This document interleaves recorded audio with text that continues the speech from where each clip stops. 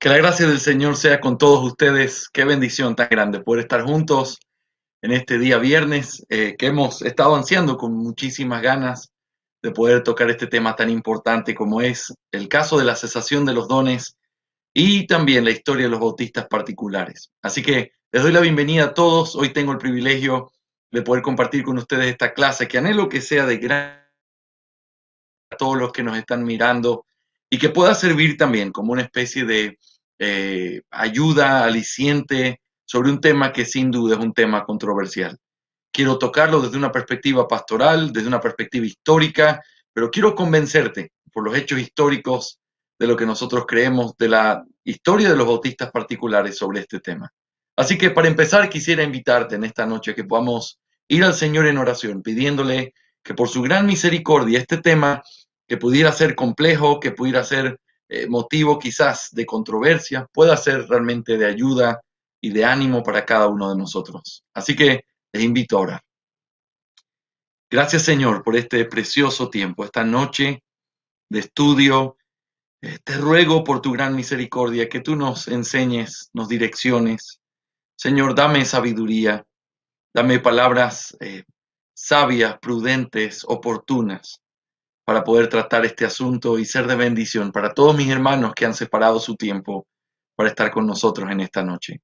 Señor, gracias, porque es solo por ti que podemos caminar en medio de todo lo que somos, todos nuestros pecados, pero podemos mirarte a ti, glorificarte a ti, amarte a ti y anhelamos hacerlo más.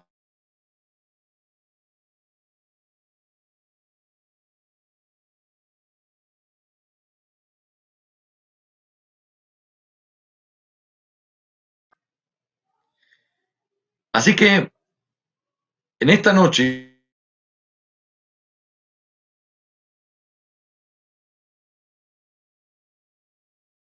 son de los dones de revelación. Estamos teniendo algunos ligeros problemas con la conexión, pero anhelamos que esto no interrumpa lo que estamos haciendo.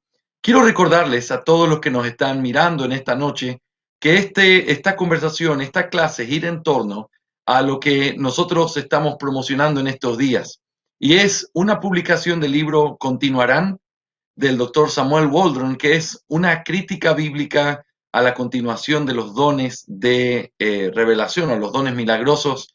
Lo tenemos ya disponible en formato Kindle y también anhelamos que en estos días muy pronto esté también en cada uno de sus países a través de nuestros distribuidores. Así que este es el libro, de esto vamos a hablar en breve, pero hoy, más que tratar el asunto relacionado con el argumento que el doctor Waldron presenta, mi interés es un interés completamente histórico basado en lo que los bautistas particulares creyeron. Así que permítanme empezar nuestra clase en este día haciendo la siguiente introducción. Este siempre ha sido un tema controvertido, propenso a discusiones y a malas interpretaciones de los que creen o piensan otras personas. El propósito de la clase que vamos a tener en esta noche es considerar este asunto, pero no desde una perspectiva exhaustiva, realmente sería imposible, tampoco en un sentido exegético, no voy a tomar textos bíblicos y explicar lo que los textos nos enseñan, sino que el propósito de nuestra clase es más bien un asunto histórico. Es un asunto que se enfoca en la teología de los bautistas particulares y trata de responder la pregunta: ¿eran los bautistas particulares cesacionistas? Ellos creían que los dones de revelación que el Nuevo Testamento nos presentan habían cesado, o se puede dar espacio para creer que quizás algunos sostenían el hecho de que estos dones continuaban. Quizás en esta noche tú me pudieras preguntar, ok, pastor, pero ¿cuál es la importancia de estudiar un tema así? ¿Cuál sería la relevancia de meternos en lo que los bautistas particulares creían sobre este tema para una realidad como la nuestra en Latinoamérica? Bueno, la importancia radica en la claridad en que esto puede traer para la relación que hay entre la fe reformada y la continuidad o la cesación de los dones de revelación. Ante el descubrimiento de la doctrina reformada que estamos experimentando en nuestros países, se levanta una pregunta que tenemos que tratar de responderla apropiadamente. ¿Es posible ser un bautista confesional y ser continuista al mismo tiempo.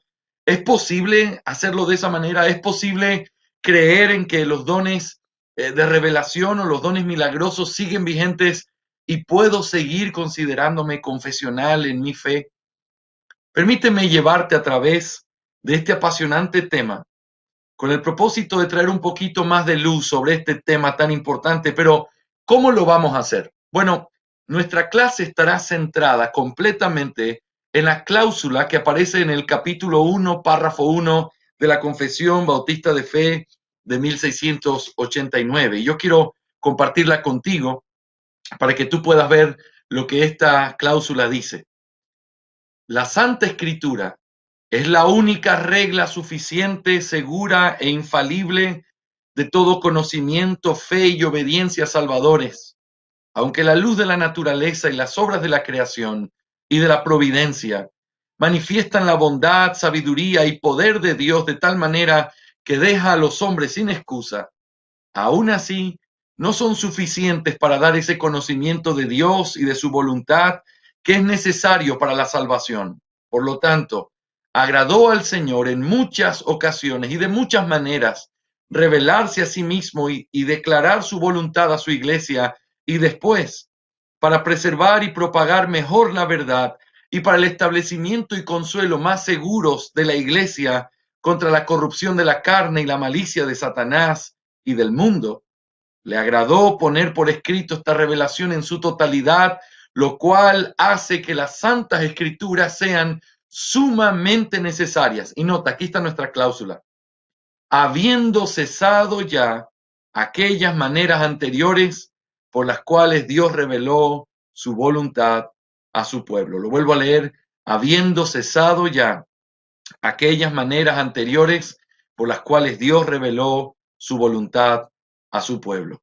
Así que en esta noche nuestro estudio sobre los bautistas particulares y el caso de la cesación de los dones de revelación lo voy a tratar a través de 4 puntos principales. En primer lugar, vamos a hablar de el entorno teológico de esta cláusula. Con cláusula me refiero a esta expresión, habiendo cesado ya las maneras anteriores en las que Dios le reveló su voluntad a su pueblo. En primer lugar, vamos a considerar el entorno teológico de la cláusula. En segundo lugar, vamos a tratar el escenario confesional de la cláusula. En tercer lugar, el énfasis particular de la cláusula. Y en cuarto lugar, la evidencia bíblica de la cláusula. Lo vuelvo a repetir, el entorno teológico de la cláusula, el escenario confesional de la cláusula, el énfasis particular de la cláusula y la evidencia bíblica de la cláusula. Debido al tiempo, tengo que decirte desde ahora que no vamos a poder enfocarnos profundamente en el punto número 4, vamos simplemente a citarlo y te voy a animar a que puedas investigar por ti mismo algunos de los aspectos que vamos a hablar ahí. Pero en los primeros 3 puntos me voy a sentar en esta noche tratando de explicar de la mejor manera en la que yo pueda cómo esta cláusula juega un papel tan importante en nuestra comprensión de la cesación de los dones y cómo los bautistas particulares lo entendían. Pero antes de poder meternos en nuestros 4 puntos del bosquejo, quiero hacer algunos pensamientos preliminares que creo que son sumamente útiles para ti y para mí al momento de enfrentar un tema como este. En primer lugar, quisiera hablarte de algunas razones probables por las que este tema es tan relevante en el nacimiento de una reforma bíblica.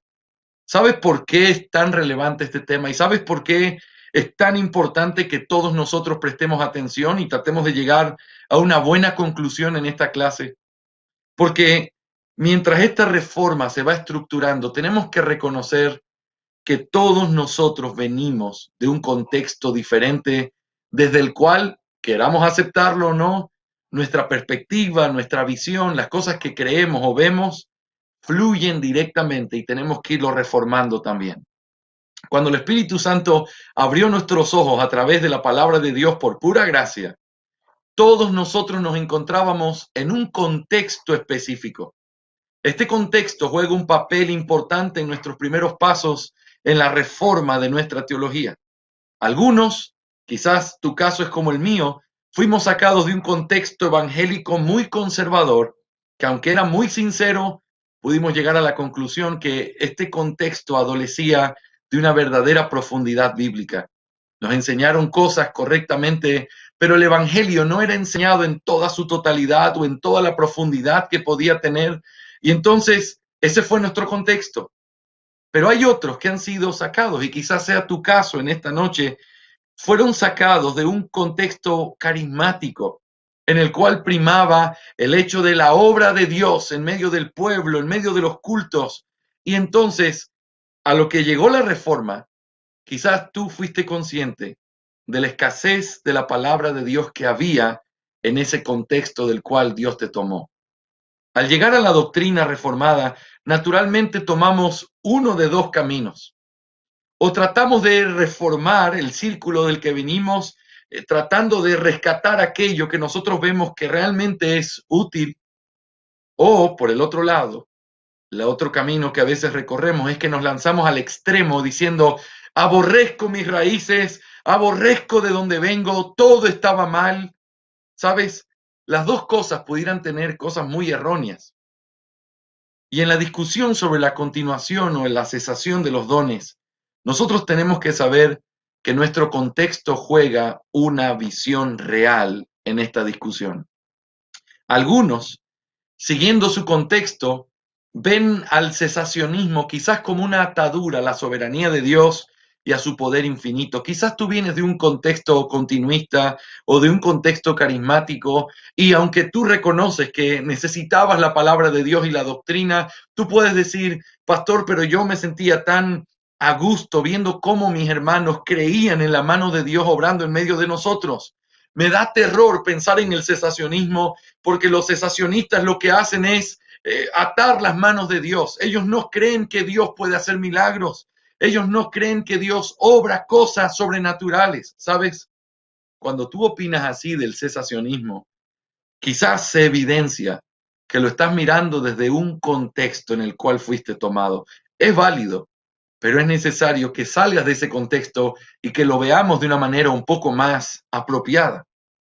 Pero quizás tú vienes de un contexto conservador como yo, y entonces lo que nosotros hacemos al hablar del continuismo es decir, no, es que todos los continuistas son personas que solo hablan de la experiencia, ellos no estudian la Biblia, ellos no saben doctrina. ¿Y sabes qué?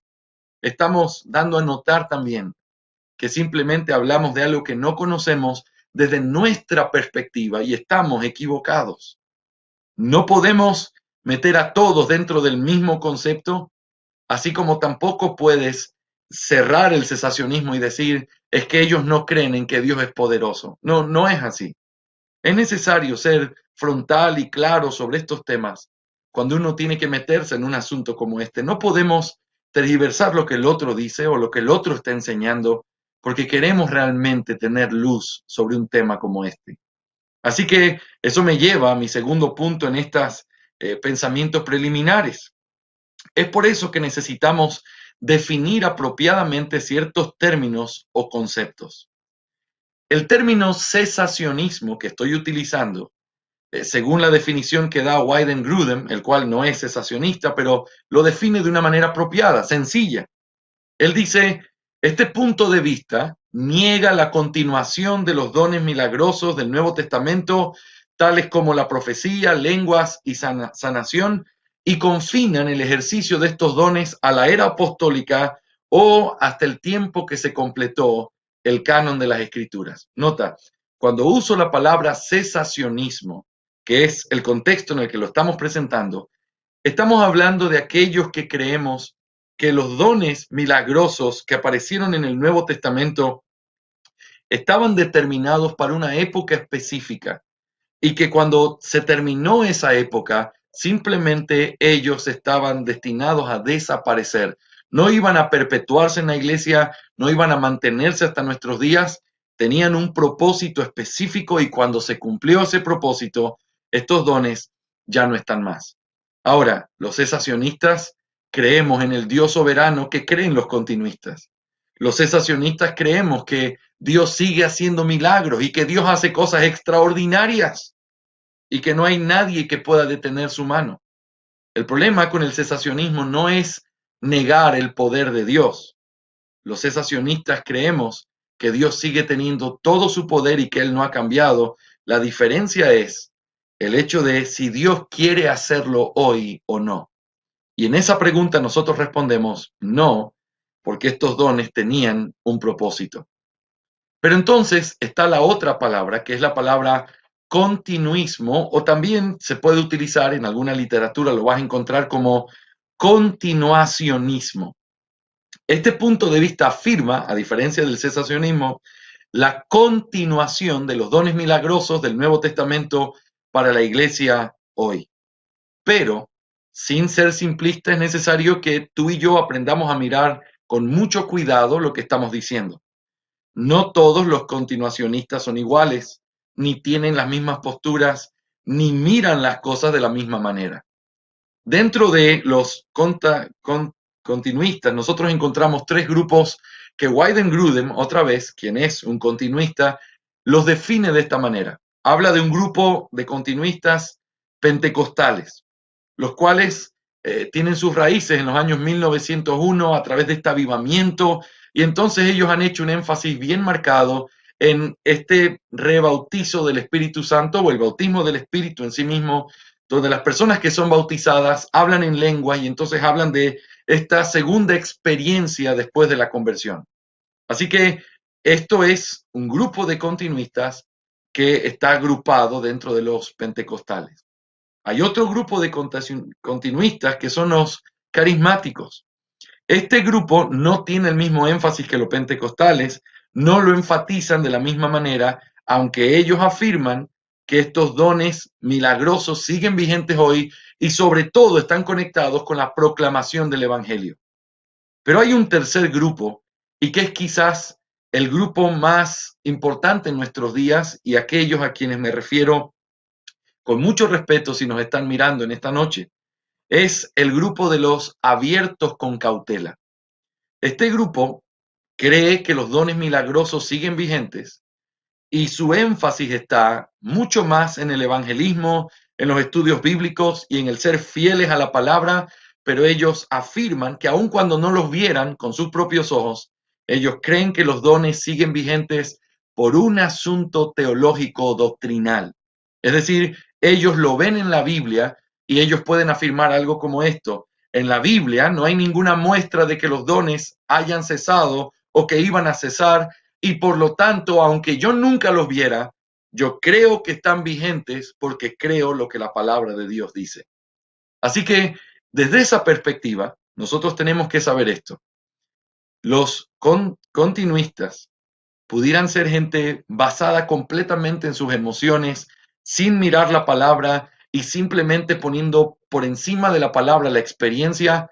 De ese grupo de continuistas no es a quienes estamos hablando en esta noche, porque ese grupo de continuistas, muchos de ellos en este movimiento neo-carismático, neo-pentecostal, muchos de ellos no creyentes verdaderos, no es a quienes nos referimos dentro de esta lucha o este debate en la teología reformada, sino que nos estamos refiriendo a nuestros hermanos abiertos con cautela. Y quiero ser muy prudente, quiero ser amoroso y no quiero desvirtuar de ninguna manera lo que nuestros hermanos creen. Y vuelvo a repetir eso por esa razón.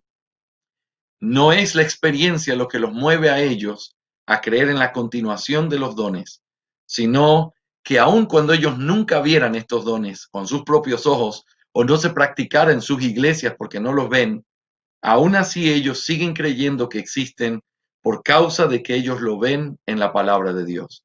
Y desde esa perspectiva nosotros estamos cerca de ellos, abrazados, porque ambos grupos, nosotros como cesacionistas y ellos como cristianos bíblicos, estamos tratando de ser fieles a la palabra. Y lo que yo quiero en esta noche es simplemente que tengamos en cuenta esos detalles para poder ser cuidadosos en nuestra manera de abordar un tema como este.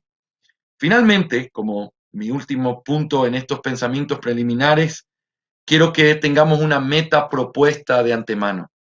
¿Qué es lo que me propongo a través de esta clase breve que tengo con ustedes en esta noche? El propósito es llamarte a una claridad, a una decisión y a una definición. ¿Sabes?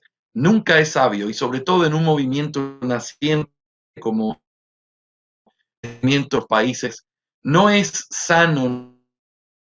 Simplemente yo no me enfoco en la doctrina porque la doctrina pudiera traer esto o aquel problema. Ese no es el principio. El principio tiene que ser buscar la doctrina, profundizar en ella, amar la verdad, y por causa de la verdad, yo quiero no ser ambiguo, quiero definirme, pero también quiero decirte que tenemos que ser conscientes de que todo lo que creemos tiene consecuencias y tenemos que buscar ser consecuentes. ¿Sabes? Creo que no hay una meta más profunda o difícil en nuestro mundo teológico que el hecho de ser consecuentes. Todos somos inconsecuentes en alguna cosa. Y yo en esta noche quiero mostrarte cómo la cesación de los dones es un asunto consecuente con la sola escritura, con la doctrina reformada, y cómo de alguna manera el creer en una continuidad de los dones pudiera ser seriamente una inconsecuencia con lo que nosotros vemos en la doctrina reformada. Así que acompáñame en este viaje y espero que puedas percibir mi corazón sobre este tema. No me interesa crear controversia, me interesa exponer esta historia, esta confesión de fe nuestra y poderla mirar en ese contexto. Así que, en primer lugar, consideremos el entorno teológico de la cláusula. Me estoy refiriendo a la cláusula del capítulo 1, párrafo 1, donde la confesión de fe afirma que las maneras en las que Dios reveló su voluntad a su pueblo en el pasado han cesado. Muy bien, así que hablemos del entorno teológico de la cláusula. Una de las cosas que más podría desorientarnos al momento de estudiar la fe de los bautistas particulares es que ellos no escribieron sobre todos los temas. El tema más prolífero en sus escritos, en sus libros, sin duda es el bautismo del creyente. Fue en eso en lo que ellos más invirtieron su fuerza, trataron de demostrarlo, defenderlo bíblicamente, porque ese era el tema que había diferencia con el resto de pueblo de Dios dentro de la tradición reformada. Sin embargo, esto no significa el hecho de que ellos no hayan escrito sobre otros muchos temas, no significa que nosotros no podamos saber qué es lo que ellos creían con respecto a otros temas. De hecho, el hecho de que ellos no hayan escrito sobre otros temas nos recuerda que ellos descansaban en lo que otros habían escrito. No tuvieron necesidad de escribir sobre el cesacionismo o sobre el continuismo porque la fe que había en el ambiente reformado era lo que ellos se identificaban. Por eso no hay demasiado. Y en esta noche yo te voy a mostrar algunas citas, sobre todo de Benjamin Keach, hablando sobre la cesación, pero nosotros podemos descansar en lo que otros escribieron, porque nuestra confesión de fe es un resumen o es algo que abraza la fe que era común para el pueblo reformado en esos días. Así que quiero recordarte brevemente las palabras que ellos escribieron y lo que ellos refirieron al hablar de la confesión de Westminster y por qué la utilizaron como el molde sobre el que ellos hicieron la segunda confesión de fe. Esto dice en la carta Lector Juicioso e Imparcial. Esto hicimos, dicen ellos, tanto más abundantemente para manifestar nuestro consenso con ambos en todos los artículos fundamentales de la religión cristiana, así como muchos otros, cuyas confesiones ortodoxas han sido publicadas al mundo en nombre de los protestantes en diversas naciones y ciudades. También para convencer a todos de que no tenemos ansia alguna de atascar la religión con nuevas palabras, sino con ánimo pronto consentimos en esa forma de las sanas palabras que, en consenso con las sanas escrituras, ha sido usado por otros antes que nosotros, declarando por este medio ante Dios, los ángeles y los hombres nuestro cordial acuerdo con ellos en esa sana doctrina protestante que, con evidencia tan clara de las escrituras, ellos han aseverado. Otra vez, ¿cuál es la razón por la cual ellos simplemente decidieron tomar la confesión de Westminster como el molde para la confesión bautista de fe de Londres de 1689? Es porque ellos estaban de acuerdo, es porque había un consenso doctrinal, es porque habían todo en su manera más general, ellos coincidían con el pensamiento reformado. Y en las cosas que no coincidían, entonces hicieron ciertas ediciones para mostrar cuáles eran aquellos puntos en los que ellos pensaban diferente. Por lo tanto, es verdad, no puedes encontrar, si tú comienzas a buscar en los libros de los bautistas particulares, no vas a encontrar todos los temas. Principalmente vas a encontrar del bautismo del creyente y cosas en contra del bautismo de infante. No vas a encontrar todos absolutamente los detalles en otras doctrinas, pero la razón es clara, porque ellos estaban de acuerdo. Así que si nosotros queremos llegar a una comprensión correcta de lo que los bautistas particulares creían sobre la cesación o la continuación de los dones de revelación, nosotros podemos ver lo que la Confesión de Fe de Westminster dice, lo que comentaristas sobre la confesión dijeron, lo que los grandes teólogos hablaron sobre el capítulo 1 de esta confesión, porque eso, al no ser, o a los bautistas particulares, al no escribir algo contrario a eso, nos demuestran a través de los años que ese silencio es un acuerdo con aquellos que escribieron sobre este tema. Así que por eso nuestra investigación en la cesación o la continuación de los dones tiene que ser en base al fundamento de lo que la Confesión de Westminster dice. Y por eso en este primer punto quiero que me permitas decirte dos o tres cosas importantes sobre este entorno. Ese es el entorno teológico de la cláusula. Esta cláusula no nace de la nada, esta cláusula no es simplemente bautista particular, esta cláusula es reformada, esta cláusula nace en un contexto en el que las iglesias creían esto. Así que permíteme recordarte un poco el propósito de la asamblea, el tiempo en el que la asamblea de Westminster se hizo, para que nosotros podamos tomar algunos de estos puntos importantes esta noche. El propósito de la asamblea se puede resumir con las palabras de Warfield en su recuento de lo que sucedió en las minutas o lo que sucedió en el contexto de esa asamblea.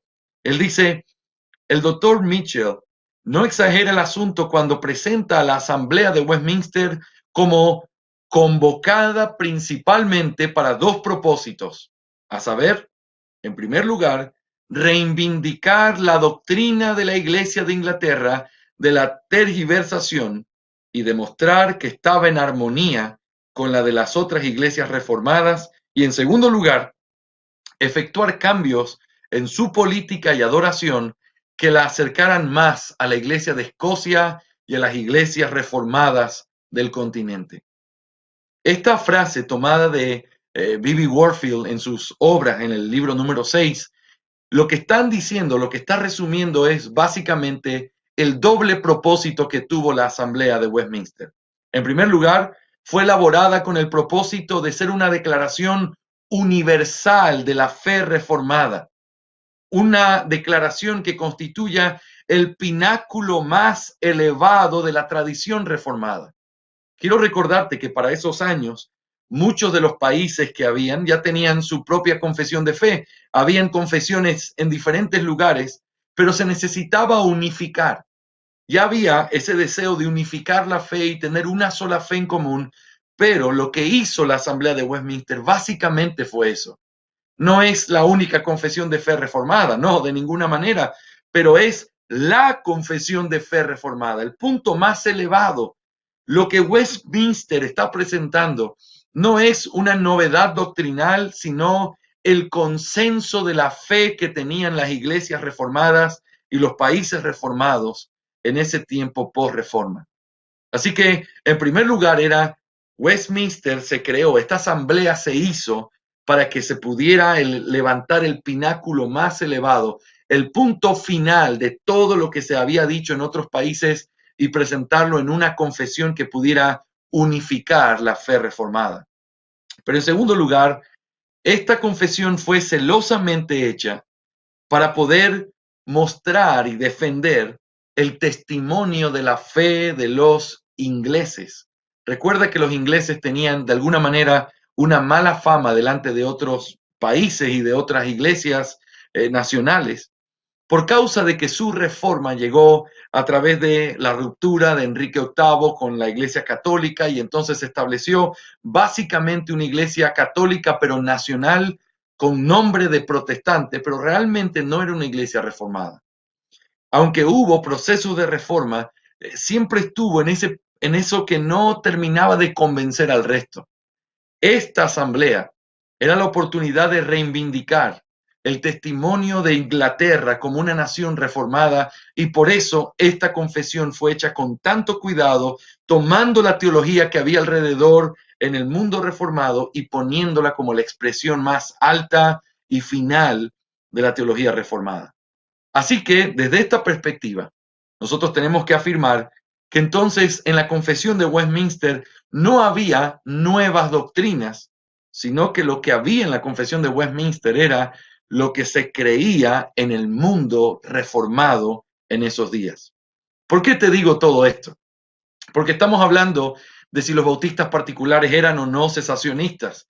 Y entonces tenemos que decir, aunque no escribieron mucho al respecto, sí podemos ver esa cláusula en la confesión. Y para entenderlo en su comprensión mayor, podemos entender qué es lo que otros decían sobre ese tema, porque ellos se pusieron en eso. Ellos no quisieron rebatirlo, no escribieron en contra. Ellos estaban de acuerdo con lo que el mundo reformado creía sobre este asunto. Por lo tanto, la pregunta vital entonces es, ¿y qué creía el mundo reformado en ese tiempo sobre este tema de la revelación, sobre este tema de la continuación de los dones? ¿Qué es lo que creían? Yo quiero que tú me permitas citarte en esta noche lo que dice el erudito Richard Mueller. Richard Mueller y sus escritos son sumamente importantes para estudiar toda la teología post-reforma. Es uno de los regalos que Dios le ha dado a la iglesia en este tiempo. Y Richard Mueller tiene algunos libros que son muy importantes, pero voy a utilizar dos en esto que quiero leerte. El primero de ellos es su famoso diccionario de términos latinos y griegos que tratan de dibujar cuál era la teología escolástica reformada protestante de esos días. Lo que Müller hace en este diccionario es explicarte tras frases latinas o griegas cuál era el pensamiento que había detrás como algo común entre las iglesias post-reforma. Pero también voy a utilizar una obra monumental de Richard Mueller, que es su dogmática reformada de la post-reforma, en la cual él explica cómo era que se elaboraban o qué era lo que había en el pensamiento teológico en la post-reforma. Dos libros sumamente importantes que quiero traerlos delante de ti citándolos para que podamos de esta manera empaparnos en cuál era el pensamiento reformado común sobre este asunto. Cuando tú buscas en el diccionario de términos griegos y latinos la expresión revelatio inmediata, que es la expresión latina para decir revelación inmediata o revelación no mediada, él dice lo siguiente: una revelación inmediata es una revelación directa de Dios por medio de una teofanía, una visión, una voz o alguna inspiración interna como la luz interior. Los ortodoxos, tanto luteranos como reformados, admiten una revelación inmediata dada a los autores de la Escritura, pero niegan la existencia de todas esas revelaciones después del cierre del canon. El Espíritu Santo revela ahora la verdad de Dios de forma mediata a través de la Escritura. Nota de qué manera agrupa Mueller todo lo que está alrededor de este principio. Lo que él está diciendo aquí es la revelación inmediata. Cuando se hablaba de esto en los días de la posreforma, se entendía como un asunto que había sido dado a los autores de la palabra de Dios y que en esos días se había cesado completamente. En el momento en que se cierra el canon, ya no había más revelación inmediata, lo cual implica visiones, voces, inspiraciones internas o alguna cosa en particular.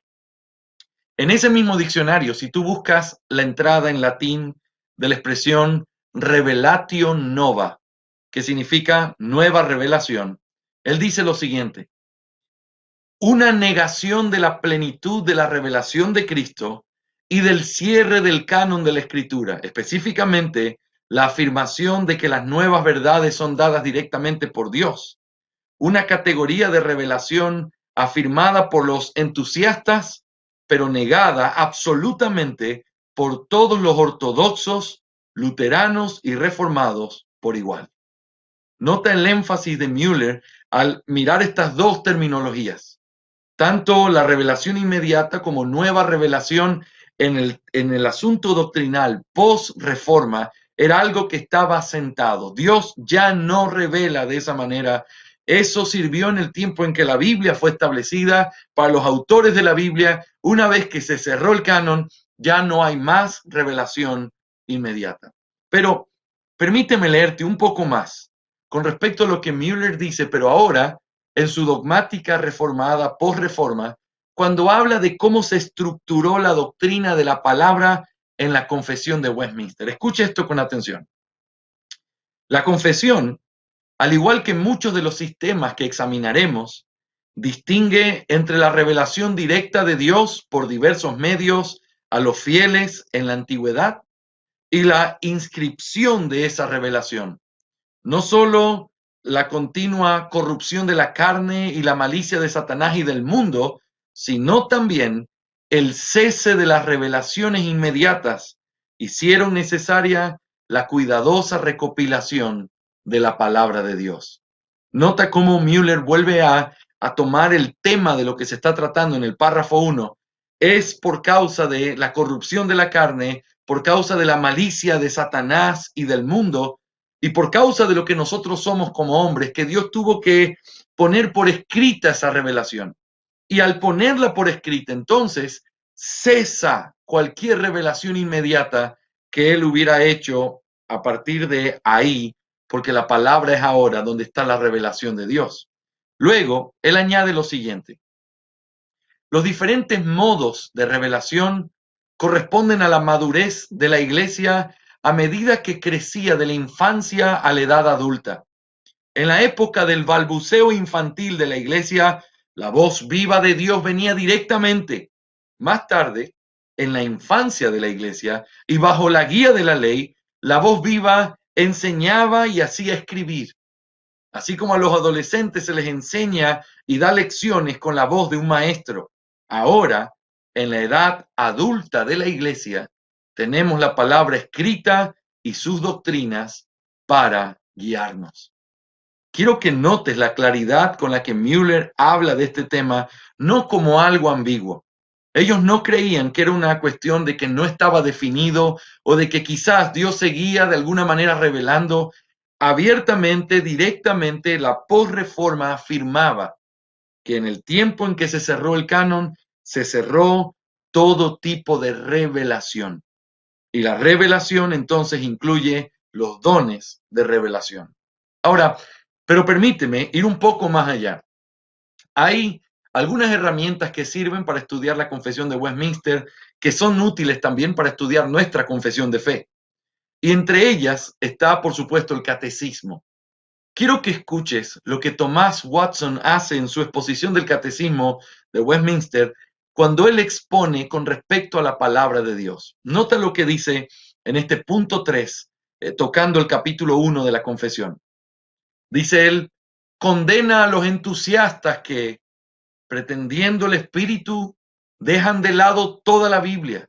Dicen que la escritura es letra muerta y viven por encima de ella.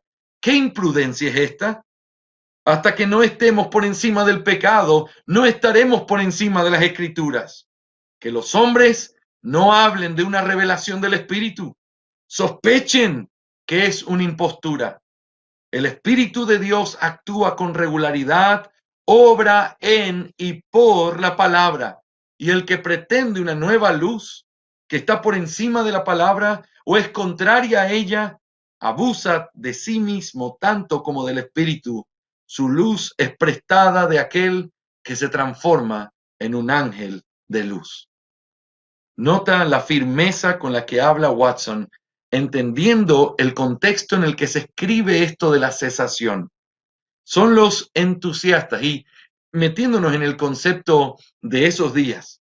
Los entusiastas se le daba a aquellos que siempre estaban hablando de nuevas revelaciones o de nuevas cosas que vendrían y que siempre tenían ese comezón de oír. No, esos no son parte de la ortodoxia, esos son entusiastas. Son entusiastas que no tienen una visión clara o apropiada de lo que realmente la palabra es. Son ellos los que hablan de nueva revelación, son ellos los que hablan de revelación del Espíritu. No, el Espíritu obra en y por la palabra. Pero quiero que notes otra herramienta que hemos hablado de esto en el pasado y anhelamos en algún momento, quizás de este año, poder publicarlo, que es el libro que hace David Dixon con respecto a la confesión de Westminster. Solamente quiero repetirte, es este libro que está aquí. David Dixon lo que hace es, a manera de preguntas y respuestas, exponer o profundizar en algunos de los conceptos que aparecen en la Confesión de Westminster. Y su valor tiene que ver en que Dixon fue contemporáneo de la Asamblea de Westminster, lo cual implica que él entendía por qué ciertas frases se dijeron de tal manera o qué es lo que venía en la mente de aquellos que escribieron eso. Por lo tanto, sus comentarios son bien importantes. Mira lo que él dice en el capítulo 1, tratando el capítulo 1, en la pregunta número 3. Él hace esta pregunta, basado en la confesión. ¿Han cesado ahora aquellas formas antiguas en las que Dios revelaba su voluntad a su pueblo? ¿Ves? Nos suena el lenguaje de nuestra cláusula. ¿Han cesado? La respuesta que él da es sí. Entonces, siendo así, ¿no erran los entusiastas y los cuáqueros quienes sostienen que el Señor no ha cesado todavía de revelar su voluntad como lo hizo en el pasado? Respuesta, sí, están errados. ¿Y por qué razones están equivocados? Y entonces comienza a dar algunas razones, déjame leerlas. Primero, porque Dios, habiendo hablado en muchas ocasiones y de muchas maneras a los padres por los profetas, en estos últimos días nos ha hablado por su Hijo. Hebreos 1, 1 y 2. El apóstol llama al tiempo del Nuevo Testamento los últimos días, porque bajo él mismo no hay alteraciones que no puedan esperar, sino que todas las cosas deben permanecer sin agregar o quitar hasta el último día, como fue enseñado y ordenado por Cristo. Y aquí cita Joel 2.18 y Hechos 2.17. Y luego añade aquí Dixon, las formas y maneras del pasado fueron, primero, por inspiración, y cita algunos textos. Segundo, por visiones, cita Números 12. Tercero, por sueños, cita Job 33 y Génesis 40. Cuarto, por Urim y Tumim, Números 27, 1 Samuel 13. Quinto, por señales, Génesis 32, Éxodo 13. Finalmente, sexto, por voz audible, Éxodo 21, Génesis 22, 15. Todo lo cual terminó en la Escritura, lo cual es la forma más segura e infalible en la que el Señor ha revelado su voluntad a su pueblo. ¿Puedes notar aquí el énfasis otra vez confesional sobre el asunto de la cesación de los dones de revelación? Dios escribió. La escritura es la parte final. Dios habló, se escribió, entonces se concluyó. Y la forma en la que lo mostraba a Richard Mueller con respecto a esta metáfora como que fuera un niño. El niño escucha la voz, ese era Dios hablando en el pasado. Luego el niño crece y necesita la voz más alguien que le enseñe, ese es el pueblo de Israel. Luego se necesita cierta enseñanza como en la adolescencia, esa es la manera a través de los profetas, pero finalmente se escribe como cuando es adulto. Y tú ves el cambio en esta metáfora de cómo el pueblo de Dios, junto con la revelación de Dios, van en un progreso que llega al momento en el que ya no tiene que haber hablar o escuchar, sino que ahora está escrita, terminada la revelación. Así que dentro de este contexto en el cual nos encontramos, dentro de lo que nosotros estamos hablando como el entorno teológico de la cláusula, nosotros podemos notar que esta cláusula fue dada no de la nada, no parte de una idea simplemente basada en unos pocos de esos días, es la idea universal reformada sobre el asunto relacionado con la cesación de la revelación inmediata de Dios. Ya Dios no revela así, su forma ha cambiado, ahora Dios lo hace a través de su palabra. No era un pensamiento de unos pocos, este era el pensamiento de los teólogos casi en su totalidad en la posreforma. Y por eso, en la Confesión de Westminster, el pináculo más elevado de la teología reformada, queda establecido como una cláusula clara, para nada ambigua: han cesado las formas en las que Dios ha revelado su voluntad a su pueblo. Así que hemos visto el entorno teológico de la cláusula. Pero ahora permíteme mostrarte el escenario confesional de la cláusula. ¿Y a qué me refiero con esto? Bueno, me refiero a cómo esta cláusula se conecta con el resto de principios y aportes que hace la confesión de fe. No es una cláusula simplemente independiente, es una cláusula que está afirmada en un contexto teológico que se vuelve a repetir porque la teología es la misma y se vuelve a repetir a veces de manera explícita o a veces de manera implícita, pero nosotros encontramos este principio de que la revelación ha terminado, la Biblia es exaltada, es la máxima autoridad. Tú lo encuentras a través de todo el escenario confesional de la Confesión de Westminster, pero también, por supuesto, en nuestra confesión de fe, que fue tomada sobre la Confesión de Westminster. Quiero que veas por lo menos tres cosas claves con respecto a esto, o tres tipos de pasajes bíblicos, pasajes de la confesión que nosotros encontramos. En primer lugar, hay pasajes de la confesión donde se afirma la cesación de los dones de manera explícita. En primer lugar, quiero mostrarte pasajes en la confesión donde se afirma la cesación de los dones de una manera explícita. En primer lugar, por supuesto, nuestra cláusula en el 1.1, donde dice: habiendo cesado ya las maneras anteriores por las cuales Dios revelaba su voluntad a su pueblo. Pero hay una segunda cláusula que también es explícita y es 1.6. Te ruego que si tienes tu confesión de fe a la mano, puedas abrir conmigo en el capítulo 1, párrafo 6. Dice: todo el consejo de Dios tocante a todas las cosas necesarias para su propia gloria, la salvación del hombre, la fe y la vida, está expresamente expuesto o necesariamente contenido en las sagradas escrituras, a las cuales nada, en ningún momento, ha de añadirse ni por nueva revelación del Espíritu, ni por las tradiciones de los hombres. Y continúa el párrafo diciendo: sin embargo, reconocemos que la iluminación interna, etcétera, etcétera. Nota, en el párrafo 1.1, que fue el primero que leí, encontramos la declaración más explícita que la confesión hace sobre la cesación de los dones de revelación. En esta frase se vuelve a reafirmar la absoluta necesidad de la Escritura para la salvación del hombre. El cese de las maneras anteriores por las que Dios revelaba su voluntad a su pueblo es la razón suprema por la que se le da a la palabra de Dios una participación indispensable en la salvación. En otras palabras, por causa de que ya no hay otras formas en las que Dios revela su plan redentor, la Biblia es la única manera de conocer el Evangelio y por esa razón es completamente necesaria.